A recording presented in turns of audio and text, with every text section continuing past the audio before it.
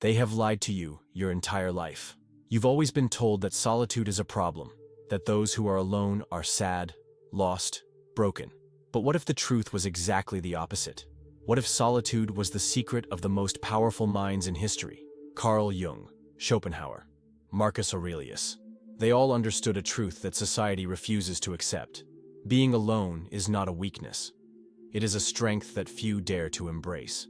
Why does society push us to avoid solitude at all costs? Because those who dare to be alone become free. Free from expectations, free from judgment, free to exist on their own terms. But be careful. There is a trap, a danger no one tells you about. If you don't understand how to master solitude, it can destroy you. In this video, you will understand why everything you've been taught about solitude is wrong, and how it might just be the key to your greatest transformation. Stay until the end. You will never see solitude the same way again. From an early age, we are taught that human beings are social creatures. Since childhood, we admire those who make friends easily, those who laugh in groups, those who naturally find their place. And then, there are the others. Those who prefer observing rather than talking. Those who feel more comfortable with a book than in a meaningless conversation. Those who know they are not meant to lose themselves in the crowd. But in our society, solitude is seen as a failure. If someone is alone, it is automatically assumed that they are suffering, that they are rejected, or that they failed to adapt. People offer excuses, give advice, go out more, find a hobby, open up to others, as if being alone were a problem that needed fixing. Yet this judgment is based on a false idea, that solitude is always endured, never chosen. Carl Jung explained it well. We don't feel lonely because we are isolated, but because we cannot find anyone to share our deepest thoughts with. This kind of solitude, more intimate, more profound, is invisible. It can affect even those who are surrounded by people, those who seem to have a thriving social life. In a world where everything must be quick, light, and accessible, solitary minds struggle to find their place. We often talk about the fear of loneliness, but we forget the fear of superficiality. For some, being alone is far more bearable than forcing themselves to engage in empty conversations or conform to social norms that don't resonate with them. They are not antisocial. They simply refuse to lose themselves in relationships that feel meaningless. And yet, they are judged. The solitary individual is perceived as strange, distant, sometimes even arrogant. Because in a world that values appearances and constant interaction, the one who chooses silence is unsettling. But why does solitude scare others so much? Perhaps because it reveals something most refuse to face: their own inner emptiness. Solitude was not always seen as a weakness. On the contrary, it has long been the refuge of the wise, the thinkers, those who sought to understand the world beyond its surface. In philosophy, spirituality, and psychology, solitude has been a necessary passage to reach deeper truth. And yet, today, it is often despised, seen as an anomaly. Why have we forgotten its importance? Carl Jung saw solitude as an essential step in the process of individuation. For him, being alone, far from external influences, was the only way to confront oneself, explore the unconscious, and discover one's true identity. According to Jung, as long as we are immersed in society, we are merely reflections of others' expectations. Only in solitude can we finally hear our own voice. Arthur Schopenhauer went even further. For him, solitude was not just a choice, but a necessity for those seeking knowledge. He said, "To be alone is the fate of all great minds." A harsh statement, but one that highlights a troubling reality. Those who think differently, who see beyond conventions, often end up alone. Not because they want to, but because they struggle to find others who share their vision of the world. In Stoic philosophy, solitude is an exercise in self-mastery. The Roman Emperor Marcus Aurelius wrote in Meditations that inner peace never depends on others, but only on our ability to be self-sufficient. For the Stoics, withdrawing from the noise of the world was a strength, a way to free oneself from the grip of emotions and external judgments. In Taoist tradition, solitude is viewed differently. It is not separation but harmony with the whole. The Tao teaches that nature itself is silent, that the universe functions in balance between emptiness and fullness. Thus, being alone does not mean being disconnected from the world. It means being profoundly connected to it. So why has modern society lost this wisdom? Perhaps because today, silence has become uncomfortable. We fear emptiness. We fear being left alone with ourselves.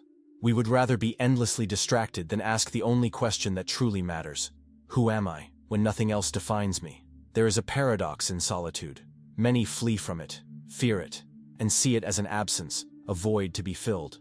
But those who have embraced it know that it is not deprivation, but a gateway to a kind of freedom that few understand. Because when you stop seeking the company of others to fill a void, you discover something unexpected, your own presence.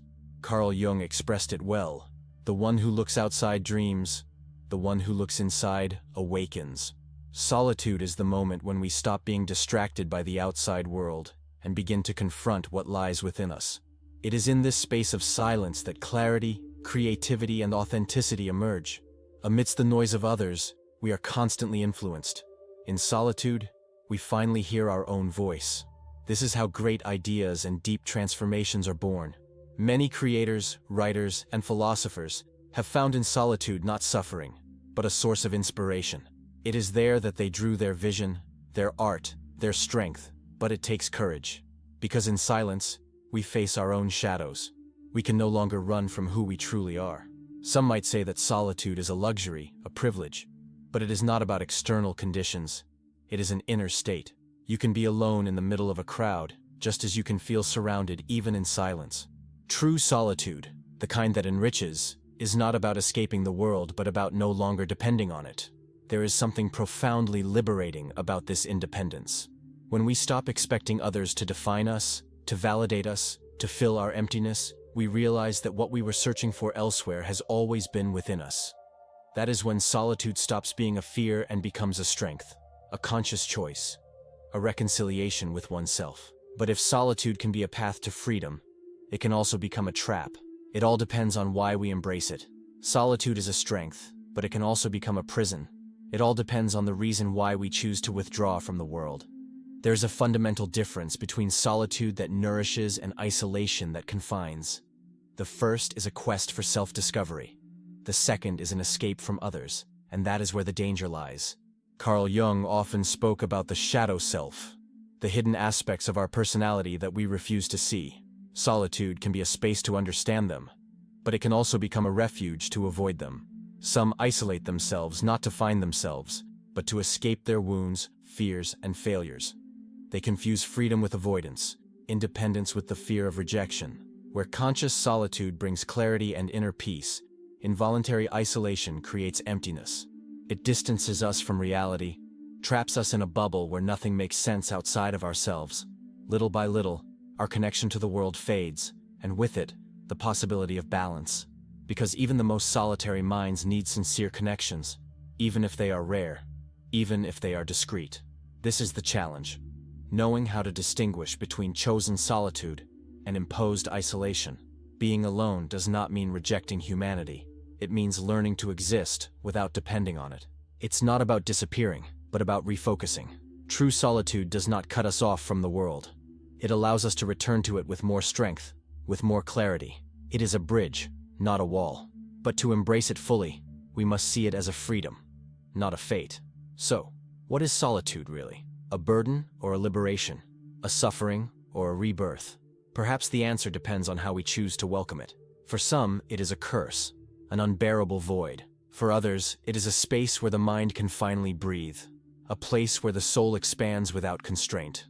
Carl Jung reminds us that the path to self-discovery is inherently solitary. Finding oneself requires silence, patience, and courage.